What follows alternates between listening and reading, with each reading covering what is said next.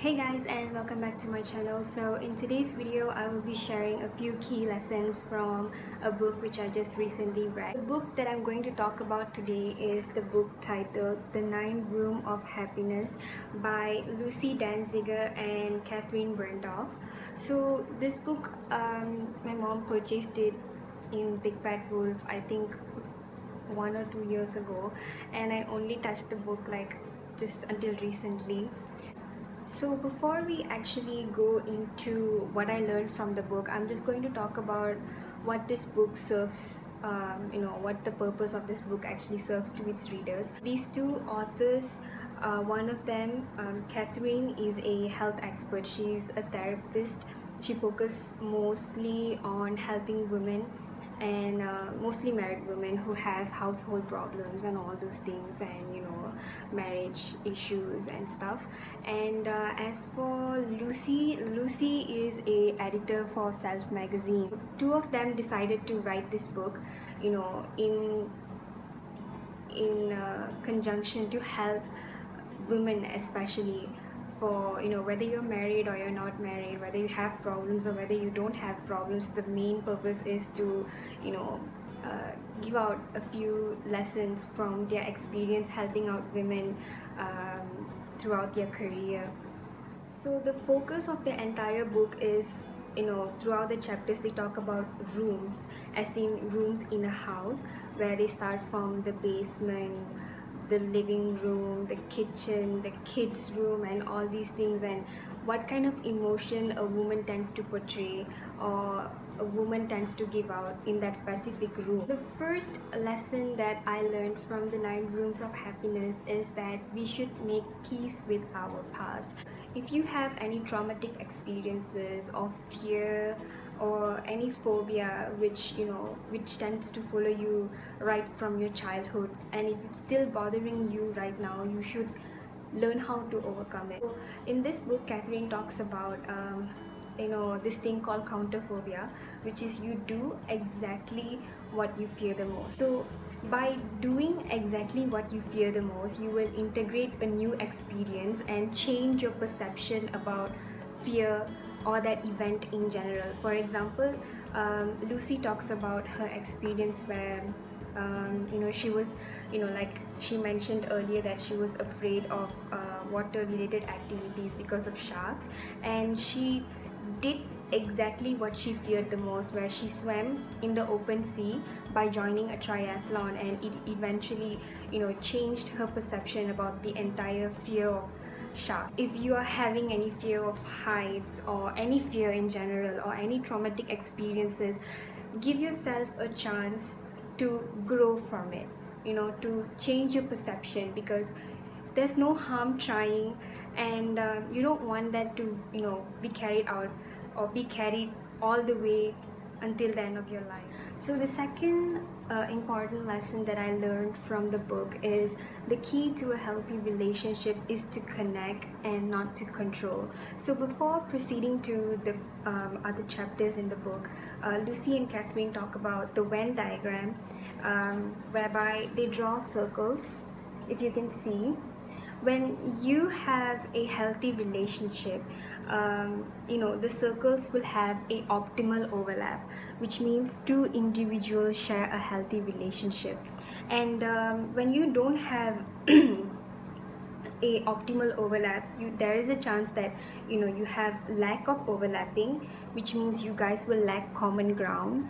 And when there's too much overlap, it means that it is merged to a point of a really unhealthy relationship. So it's really important that we bear this in mind, especially if you're going through a phase in your life right now where you're doubtful of the kind of type of relationship or friendship, or the relationship you have with anybody in your life, not just a personal love boyfriend girlfriend relationship, but any relationship. Just when you're in doubt, just draw this Venn diagram, just draw two circles and see if there's too much overlapping, or if there's no overlapping at all, or if you guys have an optimal overlap. So this helps you to see if you're in a stable relationship, or if there's if you do see any overlapping, too much overlapping or no overlap at all, then maybe there's something that you should do or take action on. Because when you don't connect with people, and when you're controlling someone, there is a chance that the person might be pulling away from you, and vice versa. Okay, and the next key lesson that I learned from the book is that there is no one perfect solution in life, that life is full of compromise. For example, if you are excelling at something but that means sacrificing something else, you have to accept that there is no one perfect solution in life, and that life is full of compromises. Like, if you want to succeed or if you want to excel in something, you have to feel the pain, you have to make the sacrifices that. And Catherine talks about one of her patients who were having problems in terms of being emotional, that they're away from their family, but they were already excelling in their career because they were doing their dream job, which was very far away from their family. So, one sign of emotional maturity is realizing that there is no one perfect solution in life, and that life is full of compromises. So when you decide, that you want to excel or you want to succeed in a specific area in your life, you must always be ready to make the sacrifices, and be ready to face the circumstances that, if I want to do this, then you will be faced with this kind of challenges and this kind of obstacles, and that is life. That is really normal.